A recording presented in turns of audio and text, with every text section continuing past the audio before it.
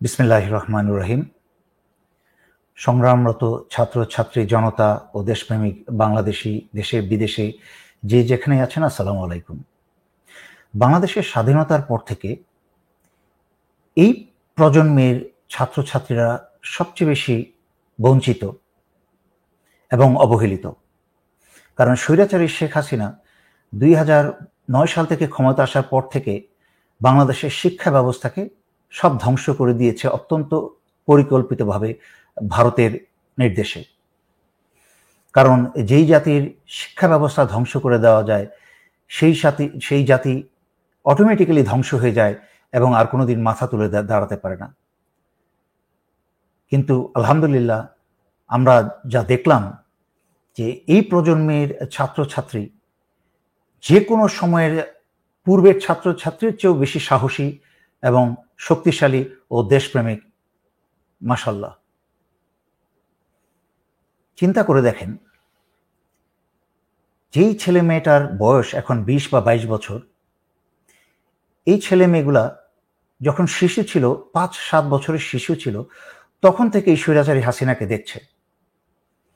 সেই সময় থেকে ওরা যখন আস্তে আস্তে বড় হয়েছে, আস্তে আস্তে সমাজের নোংরা অংশগুলো আস্তে আস্তে কিছু দেখতে পেরেছে এবং বুঝতে পেরেছে। দেখেছে যে কেন বাবার মুখে দুশ্চিন্তা, দেখেছে কেন বড় ভাই বা বোনের মুখে চোখে মুখে দুশ্চিন্তা, কেন মার মুখে দুশ্চিন্তা, কিন্তু তার কখনো বুঝতে পারেনি। কিন্তু যখন বড় হতে শুরু করেছে, আস্তে আস্তে স্বৈরাচারী হাসিনার বিভিন্ন তাণ্ডব দেখে, বাংলাদেশের সার্বিক খারাপ অবস্থা দেখে, বাংলাদেশের খারাপ অর্থনীতি এবং সর্বোপরি শিক্ষা ব্যবস্থার এবং শিক্ষাঙ্গনের খারাপ অবস্থা দেখে এই বড় হয়ে ওঠা ছেলেমেয়েরা সবাই বুঝে ফেলেছে মূল সমস্যাটা কোথায়, কেন মা বাবা বড় ভাই বোন দুশ্চিন্তায় থাকে। সেই কারণে এই ছেলেমেয়েরা সবকিছু দেখেছে যে কিভাবে শিক্ষালয়ে ছাত্রলীগের সমগ্র অন্যায় এবং ছাত্রলীগের তাণ্ডব দেখে দেখে এরা এই ১৫ বছরের সমস্ত ক্রোধ মনের মাঝখানে জমিয়ে রেখেছিল। সেই ক্রোধ জমতে জমতে, সেই ক্ষোভ জমতে জমতে, তার মা বাবার পরিবারের অভাব অনটন এবং সমাজের খারাপ অবস্থা দেখতে দেখতে তাদের ক্ষোভটা এতটাই বেড়েছে এবং তারা দেখেছে যে তাদের ভবিষ্যৎকে, তাদের বড় হওয়াকে এই সন্ত্রাসী দস্যু সরকার সম্পূর্ণরূপে বন্ধ করে দিয়েছে। তাদের ভবিষ্যতে কোনো এই দেশে চাকরি পাওয়ারও, ভালো পড়াশোনা করে ভালো রেজাল্ট করেও কোনো লাভ নেই, কারণ এই দেশে কোনো চাকরি জুটবে না। আমি এমন অনেক বাংলাদেশিদের সাথে কথা বলি যারা বিভিন্ন বিশ্ববিদ্যালয় থেকে গ্র্যাজুয়েশন করেছে, মাস্টার্স করেছে, কিন্তু ভ্যানের মাঝখানে কাপড় নিয়ে বাজারে বিক্রি করে। ভ্যানের মাঝখানে নিয়ে কাপড় বিক্রি করা খারাপ কিছু না, এটা একটা ব্যবসা, একটা ভালো জিনিস। বাট কথা হচ্ছে, যেই ছেলেটা যেই বিষয়ে একটা নির্দিষ্ট একটা বিষয়ে পড়াশোনা করেছে, তার তো সে তো একটা স্বপ্ন নিয়ে পড়াশোনা করেছে। সেই স্বপ্নটা যদি দেখে যে এই দস্যু সরকার স্বপ্নটাকে সে গলা চিপে মেরে দিয়েছে এত বছরে, যে তাদের পড়াশোনা শেষ করে আর ভালো কোনো চাকরি পাওয়ার কোনো সম্ভাবনা নেই, আন্তর্জাতিক অবস্থাও খারাপ, চাইলেই এখন বিদেশে গিয়ে কোনো ভালো কাজ পাওয়ার এত সহজ না, সব কিছু মিলে। এবং তারপরে ভারত থেকে বিভিন্ন মানুষ, বৈধ অবৈধ মানুষ এসে বাংলাদেশের বিভিন্ন শিল্প কলকারখানায় চাকরি দিচ্ছে। প্রায় ১৫ থেকে ২০ লাখ ৩০ লাখ ভারতীয়দেরকে অবৈধভাবে চাকরি দিয়ে রেখেছে এই স্বৈরাচারী শেখ হাসিনা, তার স্বামী মোদিকে খুশি করার জন্য। একে তো ৫৬% কোটা, তার মাঝখানে আবার ৫৬% কোটা মানে কি? ভারতীয় লোকজন হাসিনার সন্ত্রাসী, চোর, বদমাস এরা তো আছেই ৫৬% কোটায়, আবার এই স্বৈরাচারী সন্ত্রাসী হাসিনা প্রশ্ন, বিভিন্ন বিসিএস পরীক্ষার প্রশ্ন ফাঁস করে দিয়ে, ইচ্ছাকৃতভাবে প্রশ্ন ফাঁস করে দিয়ে, তার দিয়ে দলীয় লোকের কাছে প্রশ্নগুলো ফাঁস করে দিয়ে তারা যেন সরকারি বিভিন্ন জায়গায় চাকরি পেয়ে যায়। চিন্তা করে দেখেন কি ধরনের অপদার্থ ছাগল পাগল গত ১৫ বছরে বিসিএস ক্যাডারে, সেনাবাহিনীতে, নৌবাহিনী, বিমান বাহিনী, পুলিশে প্রবেশ করানো হয়েছে। এই জাতির রক্ত পরিষ্কার করতে কমসে কম দেশপ্রেমিক, সৎ সকলকে নিয়ে একত্র করে হলেও মিনিমাম 15-20 বছর লাগবে, কঠিন কাজ করে, দিন রাত কাজ করে।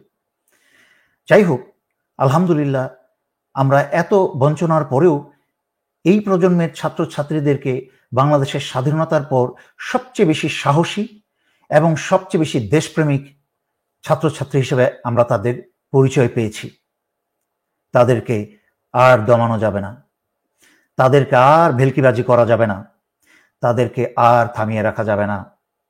এই যে প্রায় 1000 খানেক ছাত্রছাত্রী হত্যা করে এবং জনতা হত্যা করে, এমনকি শিশু সহ হত্যা করে এখন স্বৈরাচারী খুনি হাসিনা বাংলাদেশে এত দফায় এত হত্যা করেছে। সেই 2013 সালের 5ই মেতে প্রায় 2-2.5 হাজার কোরআনে হাফেজ হত্যা করে পুড়িয়েছে, আখাউড়ার সীমান্ত দিয়ে ভারতে নিয়ে সেখানে মাটি চাপা দিয়েছে। 2009 সালে 57 জন সেনা অফিসার হত্যা করেছে এবং তার সাথে আরো বাংলাদেশি আছে, এবং এইবার প্রতিবার বেঁচে গেছে, কারণ না কারোর বেইমানিতে পার পেয়ে গেছে। যেমন 2013 সালের হেফাজত হত্যা করেছিল, হেফাজতের পুরানো হেফাজতদেরকে, তখন কিন্তু সেই আন্দোলনে বিএনপি জনগণ কেউ নামে নাই। হেফাজতকে একলা রাস্তায় ছেড়ে অন্ধকার রাত্রে তাদের মৃত্যুর পথে ঠেলে দিয়েছে। এই যে বাংলাদেশিদের একটা রুট সমস্যা, একটা মূল সমস্যা, কাঠামোগত চরিত্রগত একটা সমস্যা, যে একতা নাই কোনো, যার যার তার মতো, বিপদে পড়লে পরে আবার মায়া কান্না শুরু করে, কান্নাকাটি শুরু করে। আবার 2009 সালে যখন সেনা হত্যা করলো, তখন সিভিল তো বাদই দিলাম, বাংলাদেশ সশস্ত্র বাহিনী বেইমানি করলো, মির্জাফরি করলো।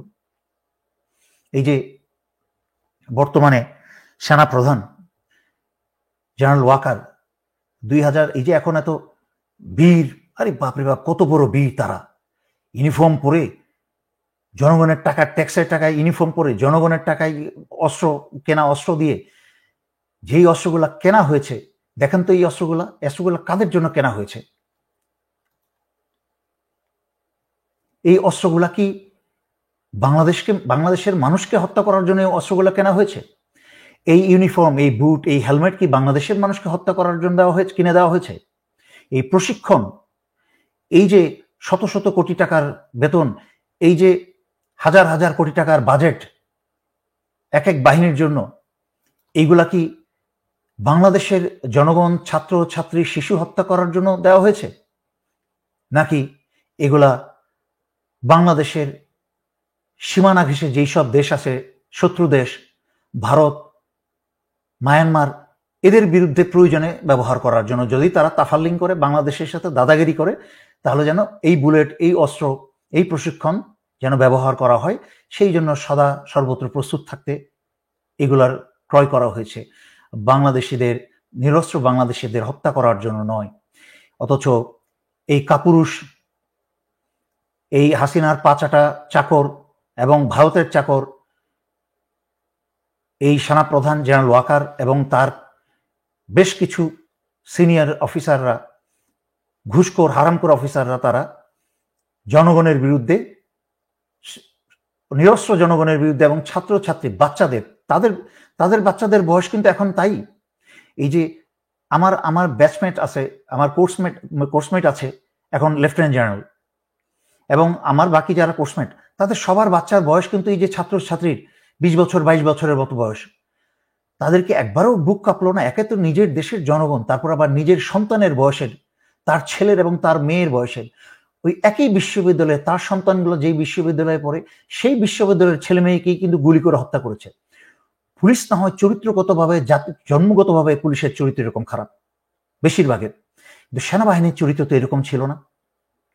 আমরা তো 1991 সালে নির্বাচনে অংশ নিয়েছি, 1996 সালে অস্ত্র উদ্ধারে অংশ নিয়েছি, নির্বাচনে অংশ নিয়েছি, এবং এছাড়াও 1996 সালের সময় বিভিন্ন ধরনের ঝামেলার মধ্যে দিয়ে গেছি।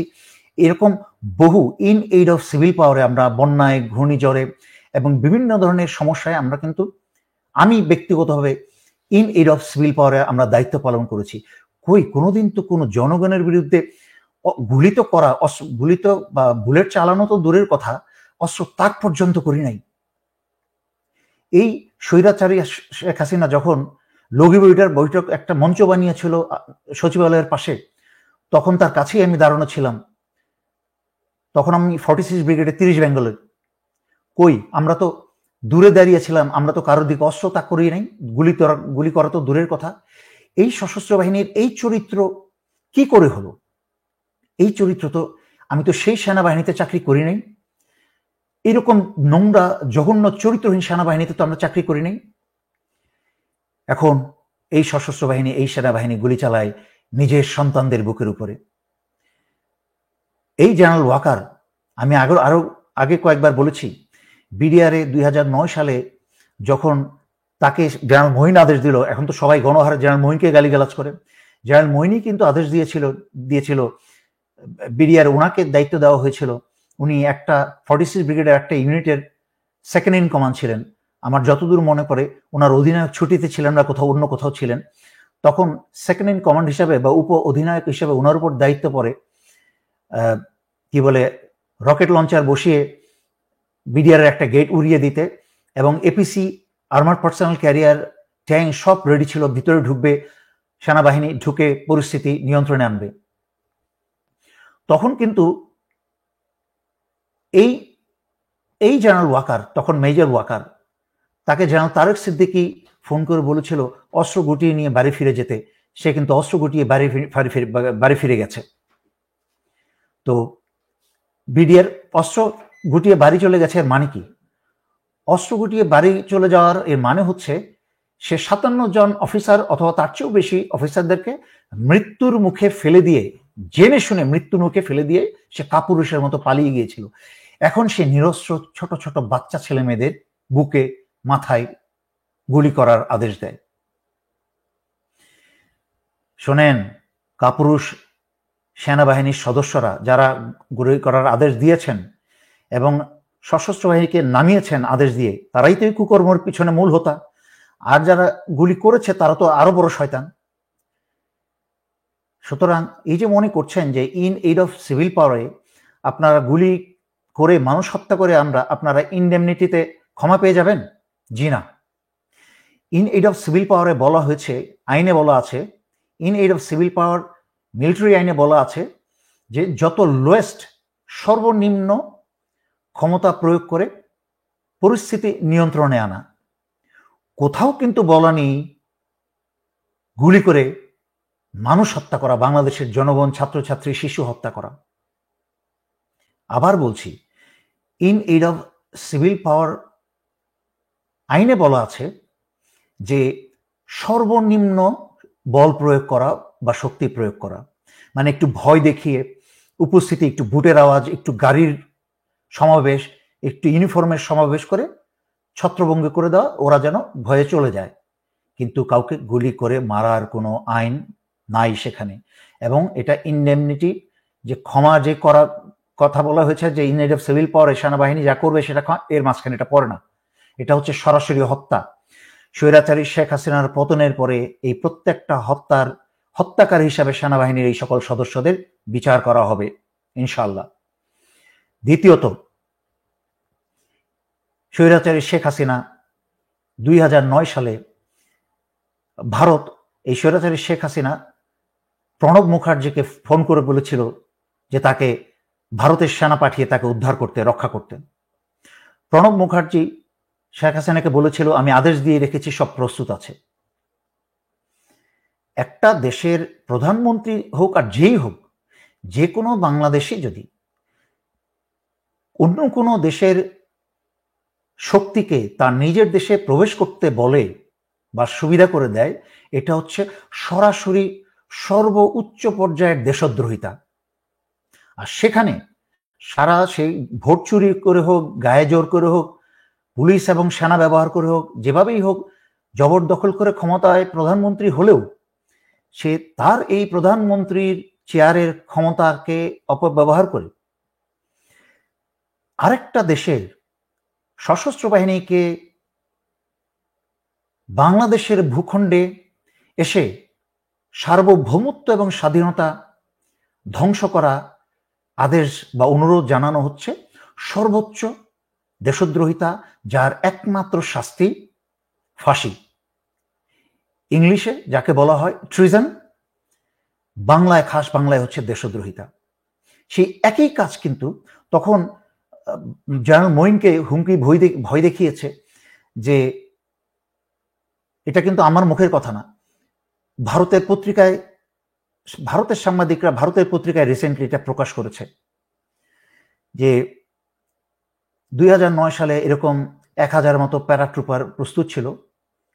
হ্যাঁ, তারা যেটা পারত, যদি চাইতো, আমার সন্দেহ আছে সেটা করতো কিনা। এক নাম্বার, এখানে দুটো বিষয়, একটা করার ক্ষমতা আছে কিনা, আর একটা হচ্ছে করতো কিনা।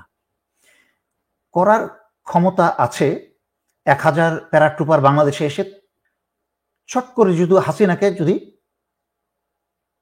কি বলে এটাকে লিফট করে তুলে নিয়ে চলে যেত, সেটা হুট করে করলে অথবা তখন সামরিক বাহিনী বলতো, ওকে এই আপদকে, এই তোমাদের এই চাকরানিকে তোমরা নিয়ে যাও বাংলাদেশকে আমরা রক্তক্ষয় থেকে রক্ষা করতে চাই, তোমাদের চাকরানি তোমরা নিয়ে যাও, আমরা কিছু করব না, তোমাদের সেনা পাঠিয়ে নিয়ে যাও। কারণ আমরা জানি না 2009 সালে ক্ষমতা আসার পর থেকে এই স্বৈরাচারী শেখ হাসিনা কি অবৈধ চুক্তি, সামরিক চুক্তি ভারতের সাথে স্বাক্ষর করেছে। আমার জানা মতো 2009 সালে এই স্বৈরাচারী হাসিনা বিডিআর হত্যা করে ভারতে গিয়ে অনেকগুলো সামরিক চুক্তি স্বাক্ষর করেছে, যা দেশবিরোধী এবং সংবিধান বিরোধী। এবং এই স্বৈরাচারী হাসিনার পতন হলে সমস্ত চুক্তি ছিঁড়ে ফেলে দেওয়া হবে, কারণ যে কোনো চুক্তি স্বৈরাচারী শেখ হাসিনা করেছে যা সংবিধান বিরোধী, তা দেশদ্রোহিতার শামিল। সুতরাং সেই কারণে হয়তোবা সশস্ত্র বাহিনী অনেক ক্ষেত্রেই যা পর্যবেক্ষণ করছি, সেনাবাহিনীর কিছু কিছু কাজ যেটা আমার ইট ডাজন্ট মেক সেন্স, মানে আমার মাথায় আসে না সেনাবাহিনী এগুলো কি করে করতে পারে। তখন আমি ভাবি, এটা কি একে তো ঘুষ খাওয়াই শুধু না, তাদের উপর কি কোনো প্রকার বাধ্যবাধকতা আছে, কোনো প্রকার স্বৈরাচারী শেখ হাসিনার চুক্তি? আমি সেনাবাহিনীকে বা সশস্ত্র বাহিনীকে একটা কথাই বলবো, সেই রকম কোনো চুক্তি যদি হয়ে থাকে, মনে রাখবেন সেটা অসাংবিধানিক, এবং অসাংবিধানিক আনকনস্টিটিউশনাল কোনো আদেশ আপনারা মানতে বাধ্য না। এটা দেশের আইনে আছে, সেনাবাহিনীর আইনে বইয়ের মাধ্যমে লেখা আছে, যেটা আমিও পড়েছি, আপনিও পড়েছেন, যে সেনাবাহিনীর ইনফর্ম করা সেনা প্রধানও যদি কোনো বেআইনি আদেশ দেয়, সেই বেআইনি আদেশ সেনাবাহিনীর কোনো সদস্য শুনতে বাধ্য না, এবং তার জন্য কোনো বিচার হবে না। সুতরাং এই স্বৈরাচারী শেখ হাসিনা যে নিজের দেশের সশস্ত্র বাহিনীর উপর আস্থা নাই, সে কথায় কথায় ভারতকে ডেকে বসে দেশে আক্রমণ করার জন্য, কত বড় দেশদ্রোহী। সেই সশস্ত্র বাহিনী কি করে এইরকম একটা খাচ্চর একটা প্রধানমন্ত্রী, তথাকথিত প্রধানমন্ত্রীর নির্দেশ শুনে বা আদেশ শুনে আমার মাথায় চিন্তা আসে না, আমার বুদ্ধিতে আসে না, আমার বোঝে আসে না। এত কুরুচি কি করে সশস্ত্র বাহিনীর হয়, কবে হয়েছে? হ্যাঁ, গত বছর 15 বছর তো বহু সেনাবাহিনীতে বহু সদস্য ঢুকিয়েছে, কোনো আইএসএসবির কোনো মান বজায় না রেখে, আওয়ামী পরিবার থেকে, ভারতীয় পরিবার থেকে বিভিন্ন অখাদ্য কুখাদ্য নিয়ে এসেছে, যারা এখন জনতার বুকে গুলি চালাচ্ছে। ওই যে বিডিআর এর একজন গুলি চালাচ্ছে, এইগুলো হচ্ছে কোনো ভালো পরিবার থেকে। আমাদের সময় অফিসার নির্বাচন করা হতো ব্যাকগ্রাউন্ড চেক করে, শিক্ষা দীক্ষা এবং সবকিছু সাইকোলজিক্যাল টেস্ট নিয়ে। কিন্তু যেই পরিমাণ ছাত্রলীগের সাইকোপ্যাথ এই সশস্ত্র বাহিনীতে এবং পুলিশে ঢুকানো হয়েছে, তারা কখনোই সেই ধরনের সাইকোলজিক্যাল টেস্ট পার পাওয়ার কথা না। যাই হোক, এই বর্তমান এই সশস্ত্র বাহিনীকে বলছি, এখনো সময় আছে, স্বৈরাচারী শেখ হাসিনার আদেশ অমান্য করুন। আপনারা শেখ হাসিনাকে 2009 সালে বাঁচিয়েছেন, নিজস্ব ব্রাদার অফিসারকে মরতে দিয়েছেন, কিন্তু স্বৈরাচারী শেখ হাসিনাকে বাঁচিয়েছেন। যদি কবর থেকে বদদোয়া দেওয়ার ক্ষমতা থাকতো, তাহলে আপনাদেরকে কবর থেকে থুতু দিত এবং বদদোয়া দিত। কিন্তু আল্লাহ তো একমাত্র বিচারক, আল্লাহ দেখেছেন আপনাদের ভূমিকা, কিভাবে নিজের ব্রাদার অফিসারদেরকে আপনারা মরতে দিয়েছেন। এটার অভিশাপ যুগে যুগে চলবে, শেষ হবে না। আর সেই 57 জন অফিসারের স্ত্রী, সন্তান, মা বাবার চোখের পানি এখনো পর্যন্ত আপনাদের জন্য বদদোয়া হয়ে আসে। এই জন্যই এখন আপনারা ভারতের এবং হাসিনার গোলাম হয়ে গেছেন। এই জন্যই ছাত্রলীগ এখন সেনা সদস্যকে, লেফটেন্যান্ট কর্নেলকে, ইউনিফর্ম পরা সৈনিকদেরকে সে ফ্লাইং কিক করে, বুট দিয়ে লাথি মারে, জুতা দিয়ে লাথি মারে। আপনারা এগুলোর যোগ্য। আর অপমান। এতদিন তো জনগণ, আপনি হাসিনা আর ছাত্রলীগ তো আপনাদের গালে দিয়ে থাপ্পড় দিয়েছে, জুতা মেরেছে এবং 57 জন হত্যা করেছে। এতদিন জনগণ কিন্তু আপনাদের পাশে ছিল। এখন জনগণের সাথে বেইমানি করলেন, জনগণের বুকে গুলি চালালেন। এখন ওই 71-এ পাকিস্তানি সেনাদেরকে যেরকম স্বাধীনতা যুদ্ধে যুদ্ধরত এবং সাধারণ বাঙালিরা যেরকম ঘৃণা করত, এখন এই রক্ত দিয়ে স্বাধীন করা দেশের এবং নিজের পয়সায় খাবার দিয়ে এই যে বাহিনীটাকে একটা দস্যু বাহিনী গড়ে তুলেছে, এই দস্যু বাহিনীকে পাকিস্তান বাহিনীর চেয়েও বেশি ঘৃণা করে বাংলাদেশিরা। আমাকে আজকে বিকেলে একজন সিনিয়র অফিসার ফোন করেছিলেন জিজ্ঞেস করার জন্য, বলার জন্য, দেলোয়ার বলো না, আমি একটা জায়গায় দেখলাম সেনাবাহিনী পোস্ট করেছে এবং নিচে মানুষ কিভাবে গালিগালাজ করছে, কি অশ্রাব্য ভাষায় গালিগালাজ করছে। একজন পোস্ট দিয়েছে, কি সেনা অফিসারের মেয়ে বিয়ে করবেন? ছি ছি ছি ছি ছি। ওই যে এখন নিজেরা ওই যে আইজার মতো ছেলের সাথে আরেকজন তার মেয়েকে বিয়ে দিছে, নিজেদের মধ্যে কোনো ভালো পরিবারের কোনো ছেলে মেয়ে এখন যখন দেখবে সেনাবাহিনীর কোনো অফিসার কোনো ভালো পরিবারের ছেলে মেয়েদের সাথে আর কারো বিয়ে দেবেন, এর চেয়ে লজ্জার কিছু আছে? এর চেয়ে কাজ করেন। ওই যে 7.62 মিলিমিটার আপনাদের প্রত্যেকের অফিসারের পিস্তল আছে না একটা ইস্যু, এইটা নেন, এটা মাথার মাঝখানে ঠেকিয়ে গুলি করে মরে যান। তারপরও দয়া করে এই সশস্ত্র বাহিনীকে কলঙ্কের হাত থেকে রক্ষা করেন, যেই কলঙ্কিত আপনারা করেছেন। আপনারা মানুষ না, পশুর চেয়ে অধম। একটা দস্যু অনির্বাচিত একটা খুনি শয়তানকে বাঁচাতে গিয়ে আপনি বাংলাদেশের 18 কোটি মানুষের জীবন, স্বাধীনতা, সার্বভৌমত্ব নিজের দেশে সব বিলীন করে দিলেন। কি করে পারেন? পরকাল তো বাদই দিলাম, ইহকালের একবার চিন্তা করেন না যে আপনার স্ত্রী সন্তান এখন ঘর থেকে বেরোতে পারবে না? এই নতুন প্রজন্মের মুক্তিযোদ্ধারা, ছাত্রছাত্রী এবং জনতা, আপনার ছেলে মেয়ে যখনই জানতে পারবে যে এটা সেনাবাহিনীর বা সেনা অফিসারের সেনা সদর ক্যান্টনমেন্ট থেকে বেরোচ্ছে, অমুক জায়গা থেকে বেরোচ্ছে, তখন তো আপনাদের উপর আক্রমণ হবে। আমি নিঃসন্দেহে বলতে পারি আপনাদের উপর আক্রমণ হবে। কারণ এই যে হাজারের উপর ছেলে মেয়ে মেরেছেন, আপনারা আপনাদের 57 অফিসারের ভাই বলে যেতে পারেন, নিমক হারাম, রক্তের মাঝখানে নিমক হারামি। কিন্তু আমার এই নতুন প্রজন্মের এই বিদ্রোহী সেনারা, মানে ছাত্রছাত্রীরা, তারা নিজের ভাই বোনের রক্তকে কখনো ভুলবে না, তারা বেইমানি করবে না, ইনশাআল্লাহ কোনোদিন করবে না। এই নতুন প্রজন্ম জেগে উঠেছে, এই প্রজন্ম আরো রক্ত দেবে প্রয়োজনে, তবে এই বাংলাদেশকে স্বাধীন করে ছাড়বে ইনশাআল্লাহ, স্বৈরাচারী হাসিনা মুক্ত করে ছাড়বে ইনশাআল্লাহ, এবং এইসব হাসিনার কুকুর সেনা এবং কুকুর পুলিশ মুক্ত করে ছাড়বে বাংলাদেশকে। তাই আমি বলছি, এই বহু আগে কোটা আন্দোলন গণ অভ্যুত্থানের আন্দোলনে চলে গেছে। আমার বিদ্রোহী ছাত্রছাত্রী সেনা, আপনারা দেশ স্বাধীন না করে হাসিনার স্বৈরাচারী হাসিনার পতন না ঘটিয়ে আপনারা ঘরে ফিরবেন না। মিলিটারিতে একটা কথা আছে, ট্যাকটিক্যাল উইথড্রয়াল, মানে কৌশলগত কারণে পিছনে হটা। এটা কিন্তু পরাজয় নয়, একটা ক্ষণিক সময়ের জন্য হঠাৎ করে একটু রেস্ট এবং একটু রিফিটের জন্য। এখন তো আমি জানি স্বৈরাচারী হাসিনা ঘরে ঘরে গিয়ে গ্রেফতার করছে, সারা দুনিয়ার মানুষ কিন্তু এখন জেনে যাচ্ছে। এই যে বিভিন্ন মিডিয়া, ডয়েচে বেল, তারপরে আরো অনেক সারা দুনিয়ার মানুষ জানছে হাসিনার আগামী দিনগুলো কিন্তু এত সহজ হবে না। এবং সুতরাং আপনারা একটু রিঅর্গানাইজড হন, রিঅর্গানাইজড হয়ে কৌশলগত, এবং যদি আপনাদের আমার মতো মানুষের, ছোটখাটো মানুষকে যদি বিশ্বাস হয়, তাহলে আপনারা আমার সাথে যোগাযোগ করতে পারেন। বিভিন্ন ছাত্রছাত্রীর নেতারা যারা আছেন যোগাযোগ করতে পারেন। ইনশাল্লাহ আমি জায়গা মতো কৌশল শিখিয়ে দিব, কি করে আঘাত করতে হয় এবং কোথায় আঘাত করতে হয়, দুর্বলতম জায়গায় আঘাত করতে হয়, যে আঘাতে সারাটা শরীর একদম কাবু হয়ে যাবে, সেরকম জায়গায় আঘাত করতে হবে, যেটাকে বলা হয় ট্যাকটিক্যাল ভ্যালিউ, যেটার কৌশলগত মূল্য বেশি, সেই টার্গেটে আঘাত করতে হবে। এবং আমি আরও আনন্দিত এবং আলহামদুলিল্লাহ গর্বিত যে আমার এবং বাংলাদেশের গর্ব বিদেশে অবস্থানরত বাংলাদেশি যারা কষ্ট উপার্জিত অর্থ বাংলাদেশকে পাঠিয়ে এই স্যালাইন, আপনারা হচ্ছেন বাংলাদেশ একটা মুমূর্ষু রোগী, আর আপনারা হচ্ছেন সেই বাংলাদেশের অক্সিজেন এবং স্যালাইন। আপনারাই কিন্তু এই অসুস্থ বাংলাদেশকে বাঁচিয়ে রেখেছিলেন এতদিন, প্রতি মাসে প্রায় $2 বিলিয়ন করে পাঠিয়ে।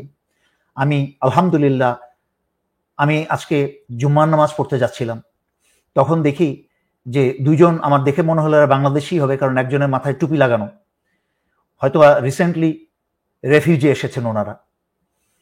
আমি আমার এসইউভিটা থামালাম, থামিয়ে জিজ্ঞেস করলাম, কি বাংলাদেশি নামাজে যাচ্ছেন? বলে জি। আমি সে গাড়িতে উঠেন।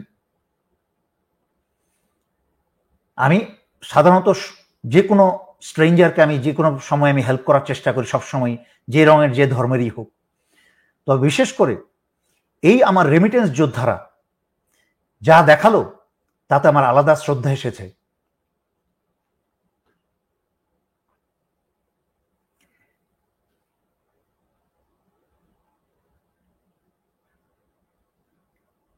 এই রেমিটেন্স যোদ্ধারা যা দেখালো, একসময় এই ছেলে দুটো এখান থেকে অর্থ উপার্জন করে বাংলাদেশে পাঠাবে,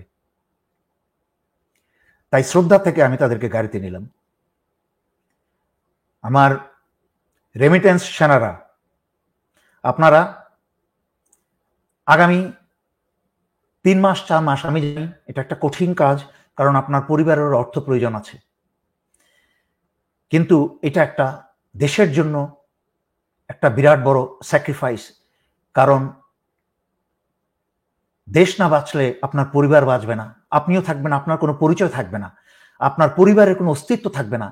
এই সন্ত্রাসী লীগ, এই হাসিনা লীগ যদি, এই পুলিশ লীগ এবং এই সেনা লীগ যদি এবার টিকে যায়, আপনার পরিবার, আপনার এই ছাত্র ছাত্রী বাংলাদেশের সব নিশ্চিহ্ন হয়ে যাবে। এইবার এই হায়না, এই রাক্ষস যদি রক্ষা পেয়ে যায়, তাই আপনার পরিবার আপনার অর্থের অভাবে, আপনার না পাঠানো অর্থের অভাবে যেইটুকু ভুগবে, সাফার করবে, সেটাও দেশের জন্য বিসর্জন, এবং আল্লাহ সেই বিসর্জন দেখছেন এবং দেখবেন, এবং এর ফল ইনশাল্লাহ ইহকালে পরকালে পাবেন। এতগুলা মা বাবার বুক খালি হয়েছে, আপনারা কি একটু ধৈর্য ধরবেন না? অনেক প্রবাসীর ভাই বোন কিন্তু, আত্মীয়ও কিন্তু মারা গেছেন।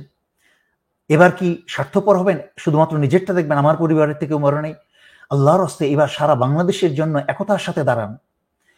আমার তাই বলছি, রেমিটেন্স আমার সেনারা, আপনাদেরকে এবং আমার বিদ্রোহী সেনা ছাত্রছাত্রীদেরকে আমার সেলুট জানাই আমি, এবং তাদেরকে আমি অন্তর থেকে দোয়া জানাই, আপনারা দেশকে রক্ষা করেন। কারণ এই সেনাবাহিনীর দেশে আর সেনা রক্ত নাই, এরা দেশদ্রোহী হয়ে গেছে, রাজনীতিবিদরা পচে গেছে, আর বুড়াদুরা জনগণ যারা আছে, যারা অন্যের দিকে তাকিয়ে থাকে অন্য কেউ দেশ রক্ষা করে দেবে, এরা সব নষ্ট হয়ে গেছে, এদেরকে দিয়ে কিছু হবে না। ওরে নবীন, ওরে কাঁচা, আধমরাদের ঘামের তুই বাঁচা। আপনারা এগিয়ে আসুন, আপনারা বাংলাদেশকে রক্ষা করুন। রেমিটেন্স যোদ্ধাদেরকে, সেনাদেরকে আবার অনুরোধ করছি, আপনারা 3-4 মাস আপনারা রেমিটেন্স সম্পূর্ণরূপে বন্ধ করে দেন। আপনারা এই অসভ্য হাসিনার মাস্তানি দেখেন কোথায় যায়। ভয় দেখাবে? শোনেন, আপনার রেজেক দাতা আল্লাহ, আপনার জন্মদাতা, আপনার মৌতদাতা, সবকিছুর মালিক আল্লাহ। আপনাকে যদি বলে কে কে রেমিটেন্স পাঠাচ্ছে না, তার ঠিকানা বের করবো, তার পরিবারের অত্যাচার চালাবো, দেশের ভিতরেই তো যারা আছে ছেলে মেয়েদেরকে, এতগুলো হাজার হাজার ছেলে মেয়ে মেরে ফেললো, 10-15 হাজার ছেলে মেয়েকে আহত করেছে। এই যে আজকেও একজন মারা গেল, মৃত্যুর সংখ্যা কিন্তু আরো বাড়ছে। আল্লাহ রহম করুক, যেন আর না বাড়ে, তারা যেন সুস্থ হয়ে আবার সবল হয়ে ফেরত আসে, আবার সেই বিদ্রোহী সেনার কাতারে মিলে যায়, দেশটাকে সার্বভৌমত্ব এবং স্বাধীনতাকে রক্ষা করে, এই দোয়া করি। কিন্তু এই আহত থেকে নিহতর সংখ্যা কিন্তু আরো বাড়ার সম্ভাবনা আছে। এই মা বাবার, বড় ভাই বড় বোনের বা অন্যান্য ভাই বোনের বুকের ক্ষত কিন্তু কোনোদিন আর মিটবে না, কোনো ঔষধ দিয়ে ছাড়বে না। যখন আমি ওই পিতামাতার দিকে কথা চিন্তা করি, আমার বুকটা হু হু করে উঠে, যে কিভাবে তারা সইছে। মাত্র আর কয়েকটা বছর গেলে ইউনিভার্সিটিতে গ্র্যাজুয়েশন করে একটা ভালো জীবন গড়ে তুলত, সমস্ত স্বপ্ন চলে গেল, ওরা দেশের জন্য শহীদ হলো। এই তাদের এই রক্তকে বৃথা যেতে দিবেন না। হাসিনার সাথে কোনো প্রকার সমঝোতায় যাওয়া মানেই হচ্ছে ওই ছাত্রছাত্রী এবং জনতা যারা এবং শিশু যারা রক্ত দিয়েছে তাদের রক্তের সাথে তামাশা করা এবং বেইমানি করা। সুতরাং এবারের একমাত্র দাবি, শেখ হাসিনা সন্ত্রাসী, তুই কবে যাবি, এবং তার টেনে চুল ধরে তাকে নামাতে হবে। আর সেনা পুলিশ যেই আসবে এর মাঝখানে, এরপরে আপনারা যখন নামবেন আপনারাও দা কুড়াল নিয়ে নামবেন, শুধু বাস না। এবং সারা দুনিয়া দেখছে একসময় ইনশাল্লাহ যখন এটা গৃহযুদ্ধে পরিণত হবে, তখন সেনাবাহিনী যদি এইবার স্বৈরাচারী শেখ হাসিনাকে না সরায়, তাকে যদি না বলে আপনি দেশ ছেড়ে পালিয়ে যান, দেশকে রক্ষা করতে হবে, তাহলে গৃহযুদ্ধ শুরু হবেই। কারণ কোটি কোটি বিদ্রোহী জনতাকে সামলানো সারা বাংলাদেশের সকল সেনা এবং পুলিশ দিয়েও সম্ভব না। বাংলাদেশে গৃহযুদ্ধ শুরু হবে। আর বাংলাদেশে গৃহযুদ্ধ শুরু হলে অটোমেটিক্যালি বাংলাদেশে অস্ত্র আসতে শুরু করবে স্বাধীনতা যুদ্ধের সময়। কি আমার কথা বিশ্বাস হয় না? সেই ভবিষ্যতের কোনোদিন যেন দেখতে না হয়, সেই দোয়াই আমরা করি। এই দোয়া করে আমি আজকের জন্য এখানে শেষ করছি। ধন্যবাদ। আসসালামু আলাইকুম।